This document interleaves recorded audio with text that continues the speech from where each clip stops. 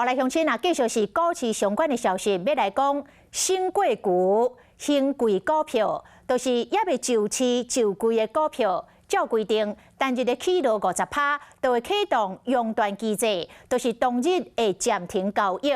来看这间专门咧做清洁用品的公司，叫做清净海。因的新贵股票，昨的股价快速来飙起，启用熔断机制，阁互金管会列为线顶监视的股票。早起的早盘嘛，阁来飙悬，一度冲到14.2块，起伏是超过83%。开盘无到15分钟，就再度来熔断。金管会讲，会看后续的发展，若违法，就会来处理。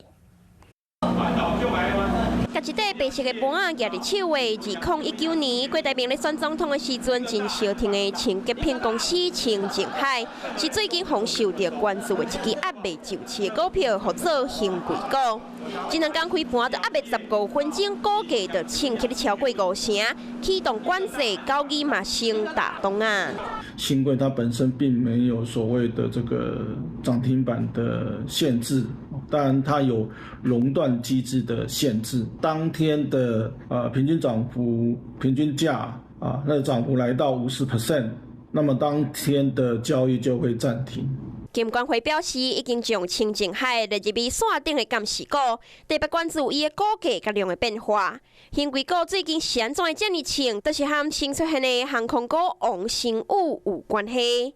不过也因为新宇逐天拢咧起，21号股价这个变化真大。